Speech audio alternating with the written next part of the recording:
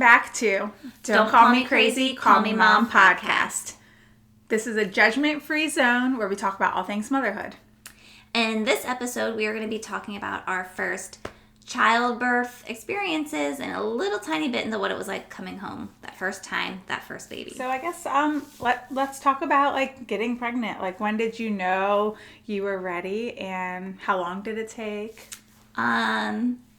I was not ready as quick as Steve was. We got married in 2015. Yes.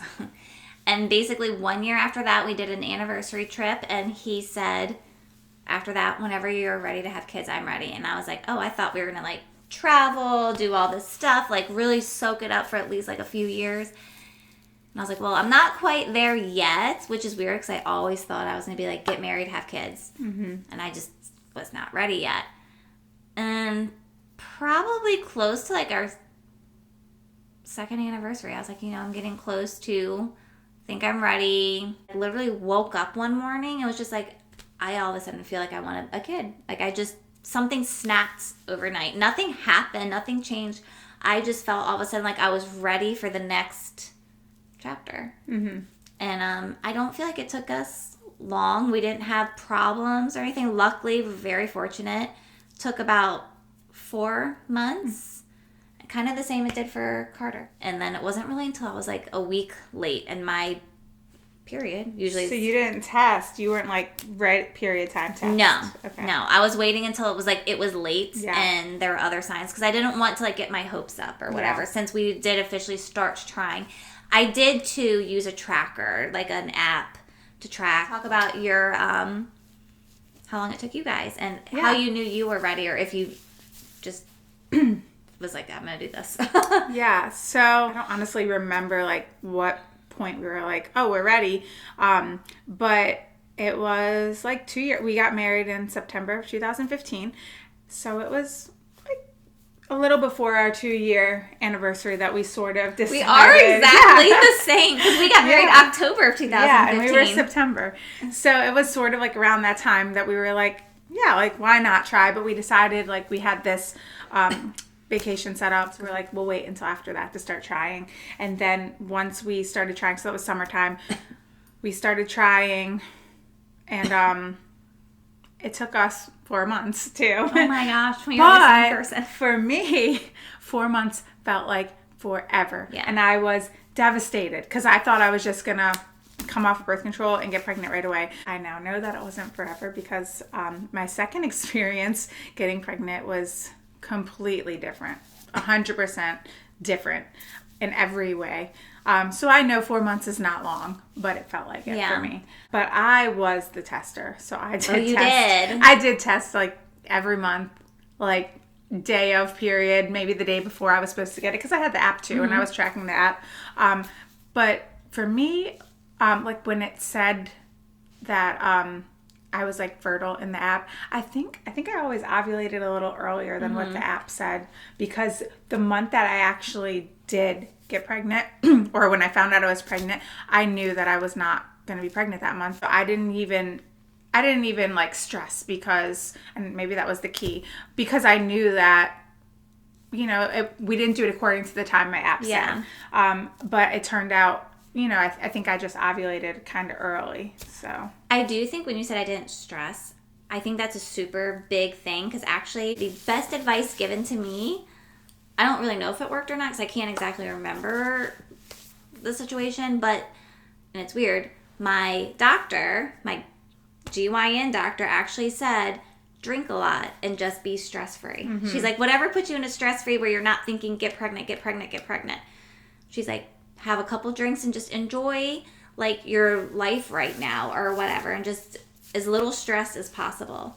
And that was the best advice I got. Yeah. The whole time.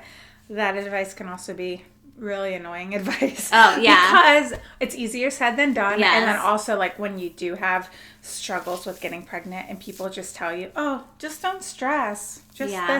That's where it's annoying. So like your first time around when you're like a month or two in, like, yes, it's great advice, but be cautious telling that to somebody who's been trying for a long time not to stress, because they're probably going to want to punch you in the face. I actually did. A girl I know had posted something about like think about it, when someone first gets married, like that first year or 2 years, even 3, whatever, not always asking them right away, when are you going to get pregnant? When are you going to get pregnant? Because you never know what they could be trying. They could have been trying for years. They could have found out they can't, she can't, there's problems, they're going to fertility specialists, whatever the case may be.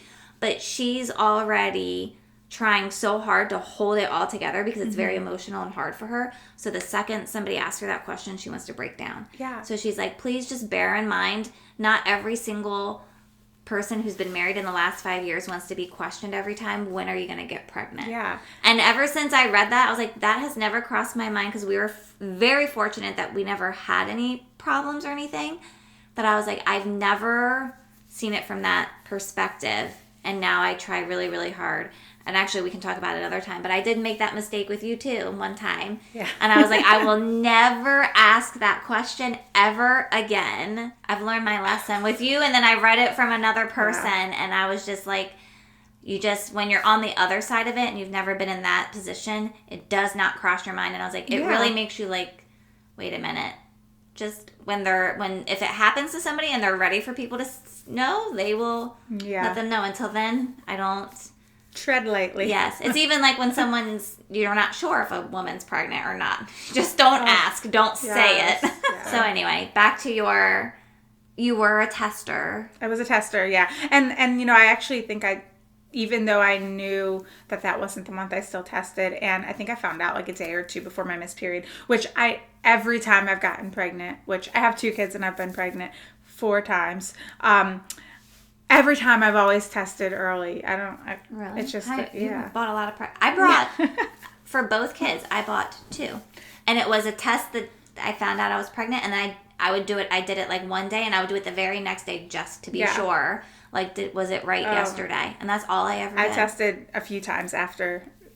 And then I went to the doctors, and the doctor confirmed, like, peed in a cup type of thing. And it was like, you 100% are. Well, I got the strips, like the cheap strips off of Amazon too, so they weren't super expensive. But some doctors, like my first doctor, because I did switch doctors with my with Olivia, some of them make you wait a little while. Like, you don't come in right when you find out you're pregnant. Yeah, so that's what my doctor, with Madison, I tested positive. I called my doctor that day, and I had an appointment for the following day.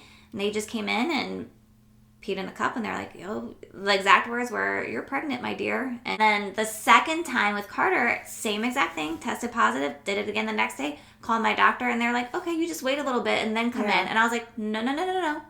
I need to come in and pee in the cup again. I need you to test that. Yeah. And ended up making my doctor, I talked to him, and he ended up saying, "Come on in and do it here in the office." And they confirmed. But the secretary was like, "No, you don't come in right away." I was like, "What do you mean I don't come in right away?"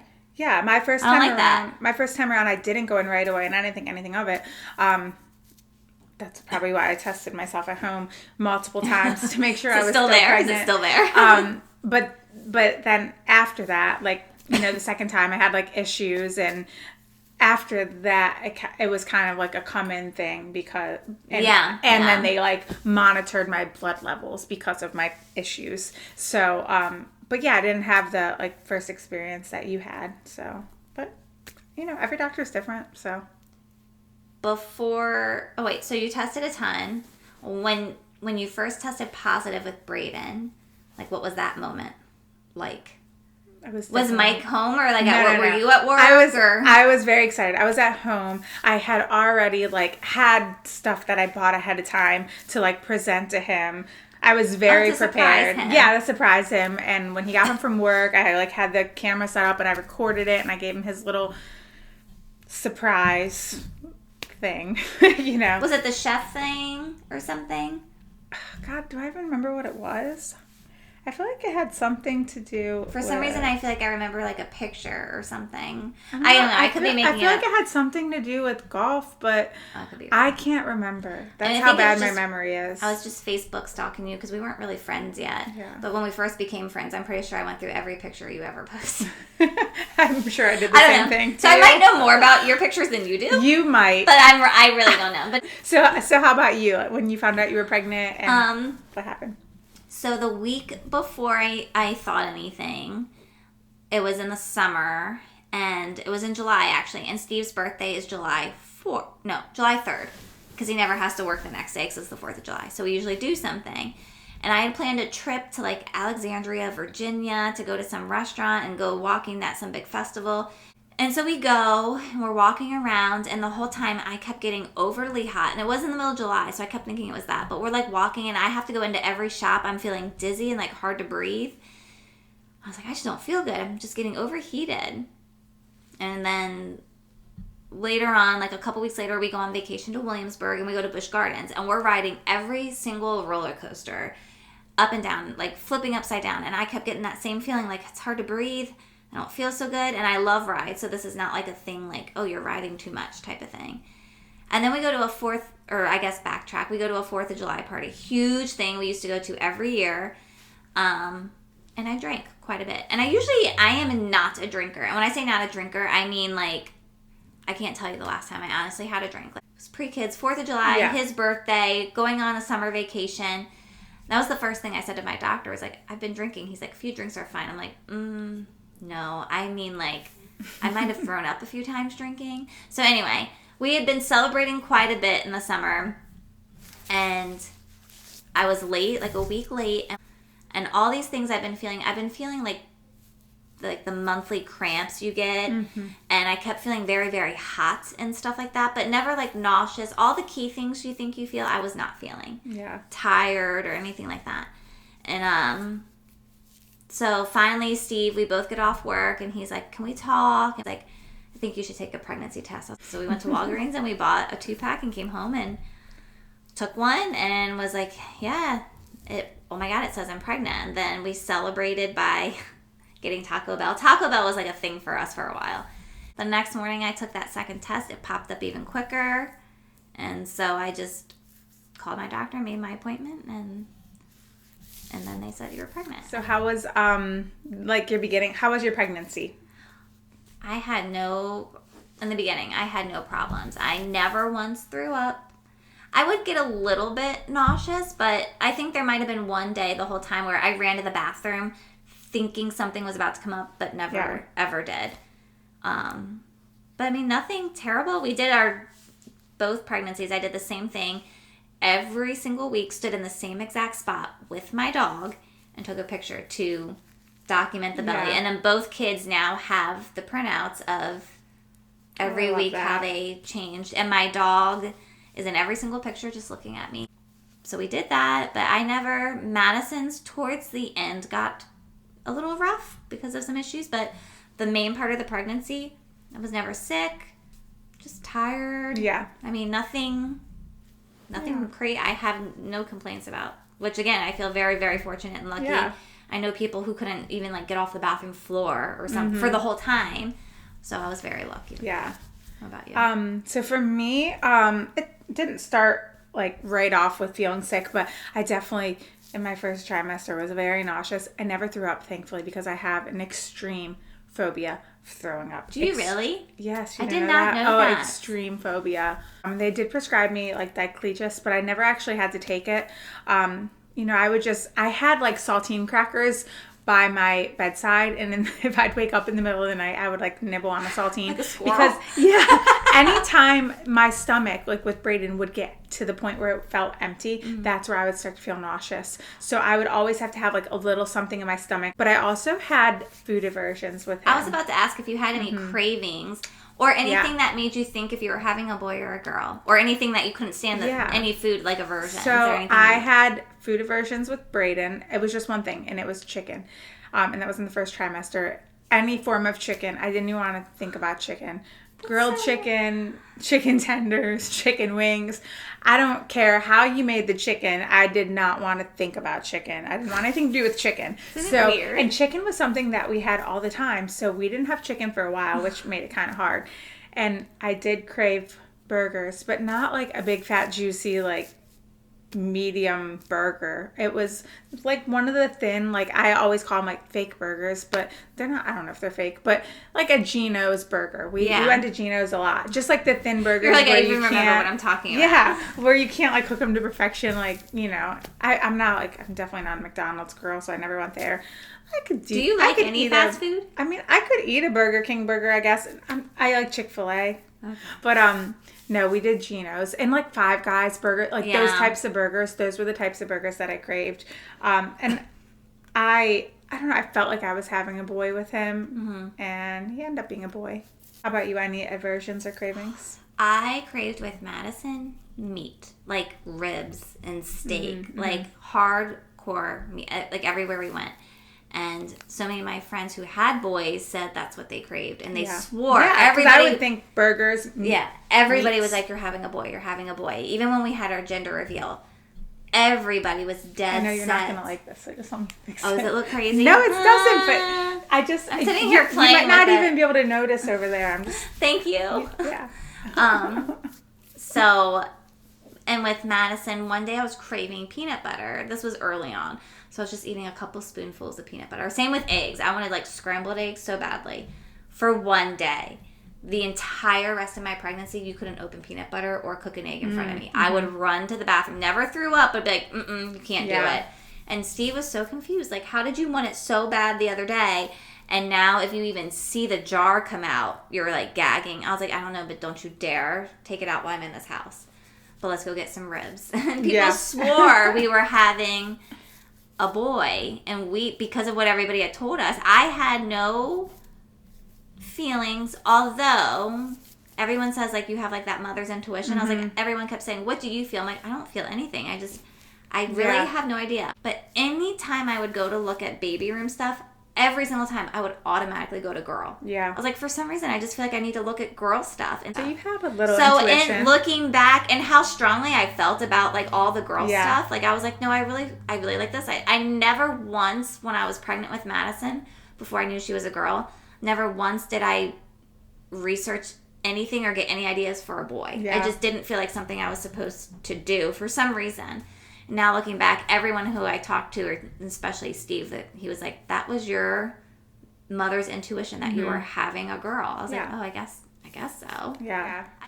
I had so many girl names picked out, and we did have a harder time with boy names.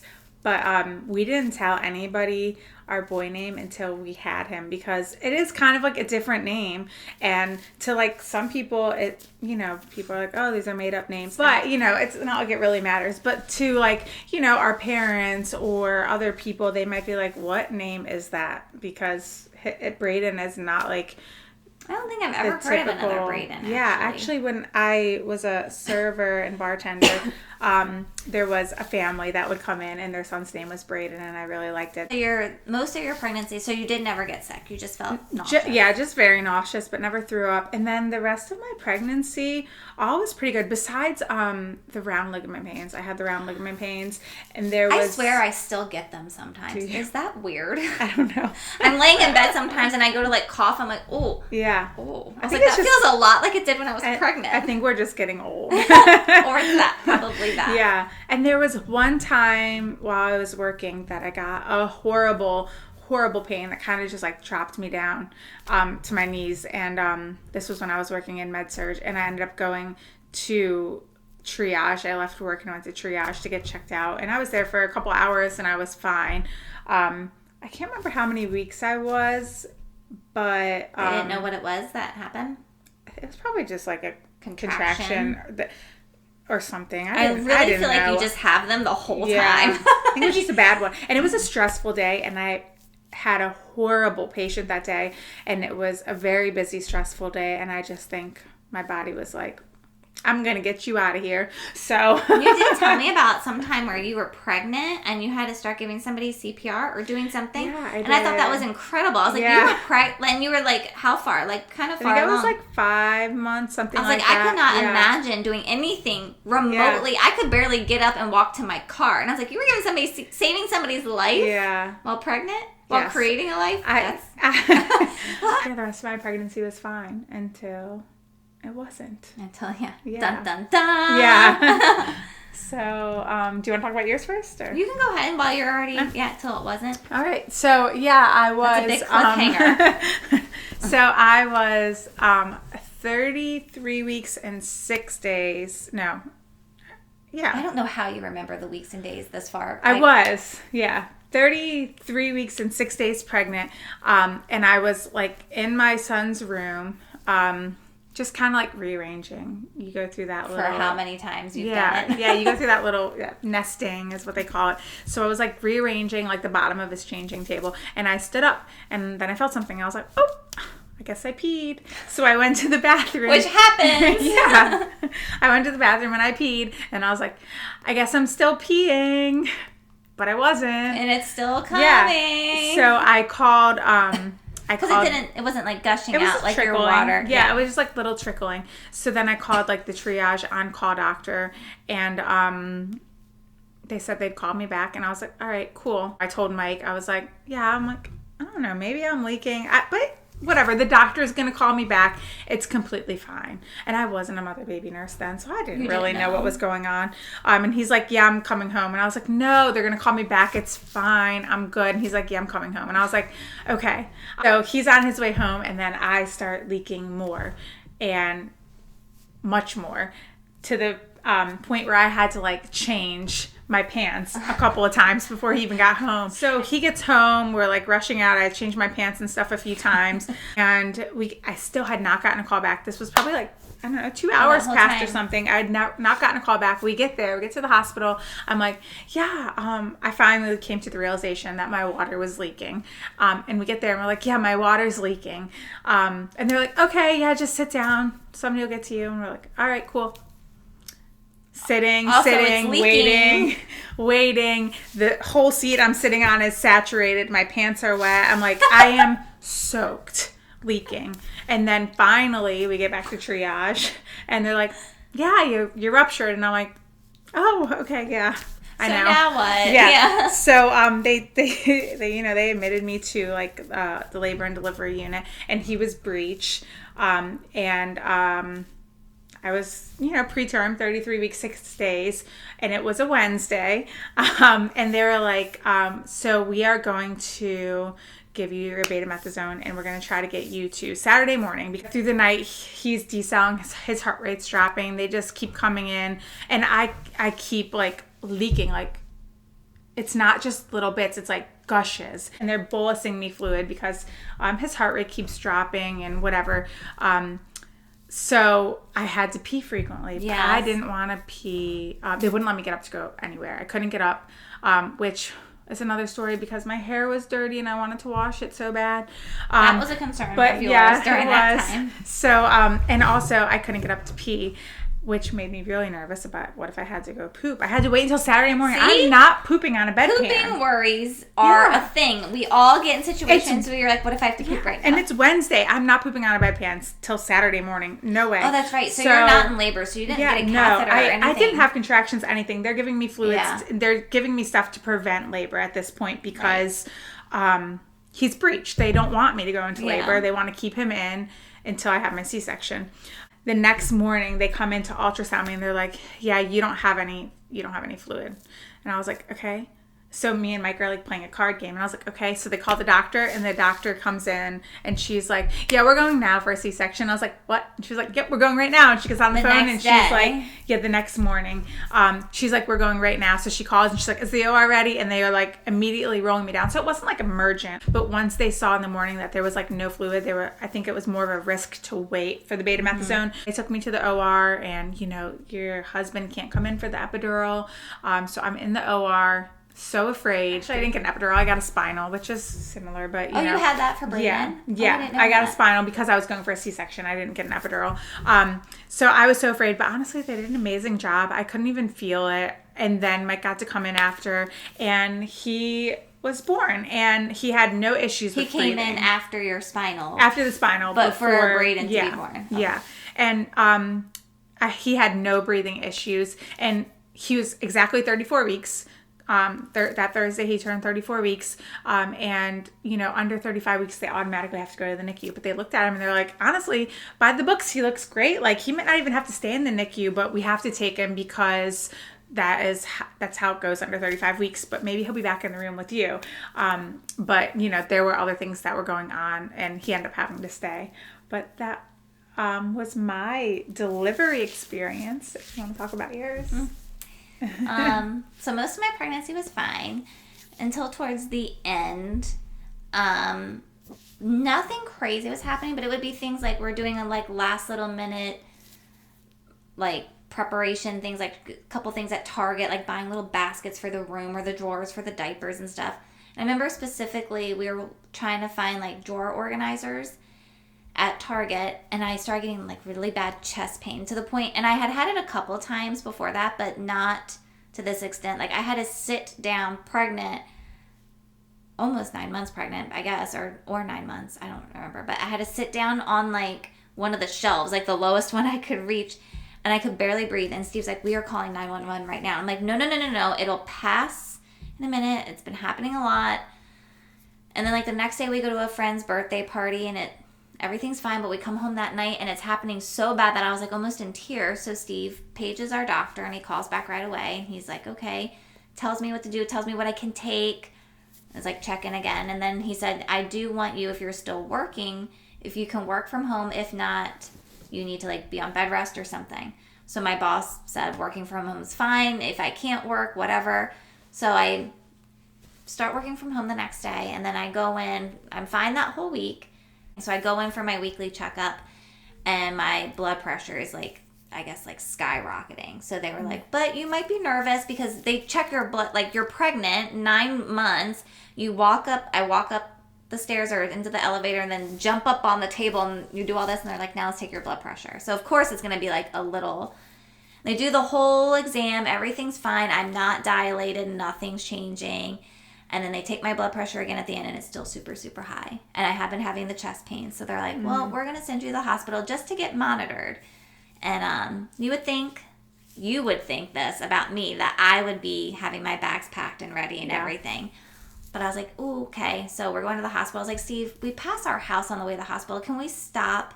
Because again, my dog was my baby. And I was like, can we stop? I just want to see Ramsey. Because I told him we were just coming for our checkup.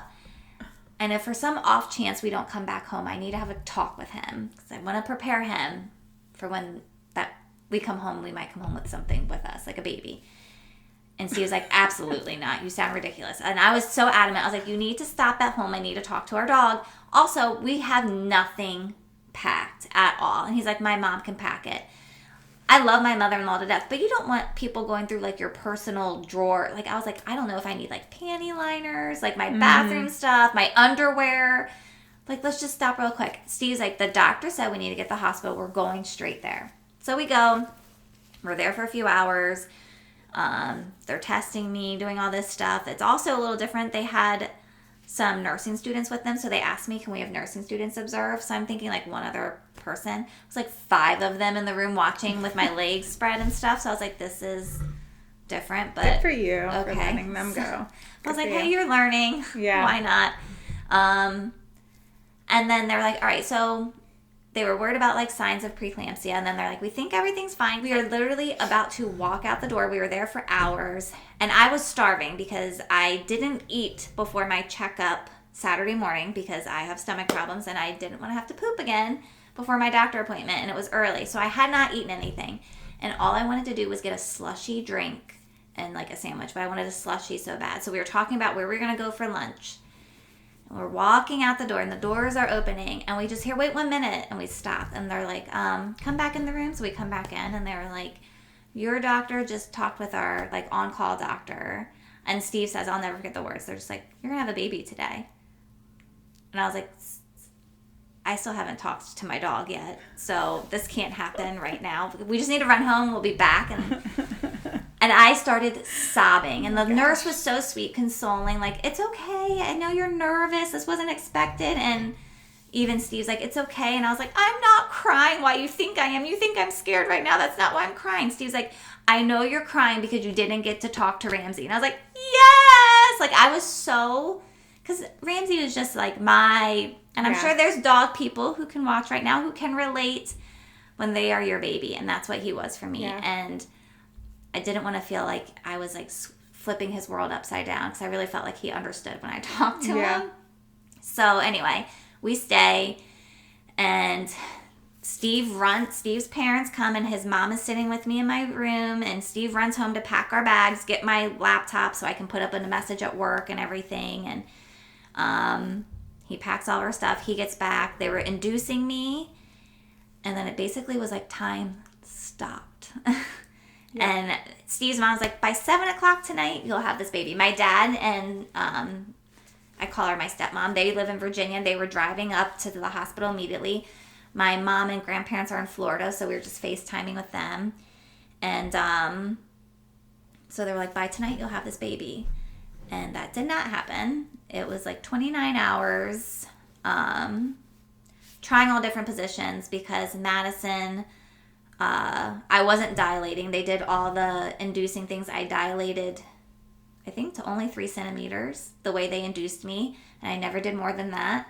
They broke my water and they said it was odd. When you said you kept gushing, they made so many comments on how much water came out. And it got sucked to this thing on the wall behind me.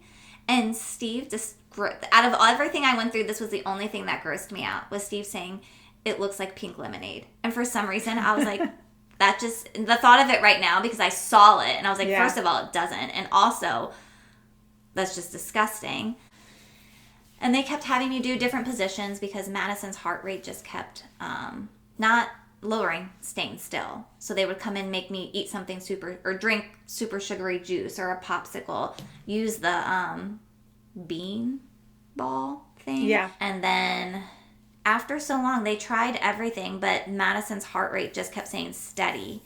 And no matter what position they put me in or what they did, her heart rate wasn't moving at all. So they were just like, after 29 hours, they're like, you're not dilating anymore, and her heart rate is just constantly staying still. Yeah. And they were like, we're going to do a C-section if you're okay. And I thought I was getting the easy way out because I was terrified for some reason of pushing. So I was like, let's do this. I don't want to push a baby out. If I can avoid that, that would be great. And my C-section was horrible. Yeah. It wasn't an emergency. We weren't rushed in. They prepared us. We walk in, and Steve was freaking out because he just saw all the doctors coming in because they take me in before him. And I obviously have never had one before, so I didn't realize they strap you down. You can't move or anything, which makes sense. But I didn't feel pain, but I did feel everything. I felt so much pressure. They got Madison out, and I got to see her, and that was all great. I felt fine up to that point. And Steve saw her and everything, and we're happy and crying. And I will say she was screaming bloody murder, and they put her next to me, and I said, it's okay, Madison, and she got dead silent. Like, she recognized my voice, and that was the most amazing part of it all. Yeah. But when they were trying to close me back up, they were having a lot of issues, and I felt like I couldn't breathe, and tears were just flowing, and they were like, so I guess something was happening with my breath, and I couldn't get my breathing under control, and they couldn't get anything back in, and they were running out of time, so the anesthesiologist was just like, Shayna, I'm going to put you to sleep. And I was just like like that kind of breathing or whatever. And I don't even really remember much because I was just trying to breathe. And then I just was asleep. And then when I woke up, I was in a room and Steve was standing there and holding a baby. And I just started crying. And I just was like, what happened? And, but yeah, that was basically just having her. The rest all was terrible too after that. Yeah. But it just was not at all. I thought I was going to I was getting out easy, and I had a completely different certain view of C-sections. I thought you just lay there and they pull the baby out and they sew you back up, and it'll hurt a little bit to recover, but you'll be good. That was another thing. Yeah. I went in Saturday morning for my appointment with no breakfast or anything. Thought we were going to lunch right after, and I did not have Madison until Sunday night at 7, and they wouldn't let me eat anything. I could only have ice chips. Sunday night by like midnight, they let me have ice chips. I didn't eat my first meal until Monday morning. Yeah. So I was starving. Yeah. I was actually just thirsty. And hospital ice is the best. Yeah, it is. It is the best. But anyway, I feel like that was a lot. Yeah, I feel like we're going to have to wrap it up shortly. We had more things we wanted to talk about, but we're just going to have to kind of end it around here. I guess if any expecting moms might be watching or in the future might want to watch, we would like if anybody has any comments to put down or advice for new moms, anything about what to kind of like the book, like what to expect when you're expecting, but from like real mom tips, you know, like my first year, like when I'm up at night, what helps you? Like I've had so many things that I remember to this day that people specifically said to me that still got me through my second kid having a newborn at home. And I'm like, they specifically said these things, and they really helped me. So if anybody has anything, even pregnancy tips or, you know, every labor story, and you probably know from being a nurse, is like so different. So I personally think it's hard for me to give advice or any tips on that because both of mine were vastly different. So what I thought would help me with my son after my daughter didn't even come into play. So I don't know if you have any comments, even like the next episode, about what's helpful. I really, because yours were pretty different. I mean, I had 2 C-sections, but, you know, one was not planned, and then one I planned, but it still wasn't as planned. Right. But, you know. Yeah, I guess we both had second planned C-sections. I don't know. I had 2 great C-sections, thankfully, 2 great recoveries. I don't have any complaints about it. I did have one thing that, like, no one said to me, but I heard through game of telephone, a friend of a friend of a friend type of thing saying, like, oh, Shayna's getting a C-section or something. I don't believe in those. Yeah. And not much offends me, really. I'm a very easygoing person. I don't get offended. Like, people say things or whatever, and I get that. Everyone has their own opinions. However, like, in our case, I was like, we didn't have a choice. Yeah, you don't get to choose. I didn't have any choice at all. And when, like, they tell you, like, your daughter's heart isn't even beating or moving, then, I mean, and I was like, all that matters is your baby. Like, if they came into somebody who doesn't believe in C-sections and say, you might not survive or your baby might not survive, are you really going to say, no, don't do it? Well, we have a ton of people that come in with, like, birth plans, and you have to be willing to compromise a little bit, especially when it's what's best for the baby. But, yeah, when you don't have a choice, I mean, it's really not about what you believe in. It's either you want to come out with a baby or you don't want to. So, you know. But, yeah. I just left it. I mean, I think that's a big thing, like, trusting your doctor too. Yeah. I absolutely love my doctor. Whatever he suggested, I was like, whatever you say, I will do. I'm in your hands right now. I know nothing about this. Just bring my baby out okay. Yeah. type of thing. So, anyway. Yeah. Well, I guess that'll sum it up for today. Thanks for hanging out with us. Thanks for watching. We'll see you next time.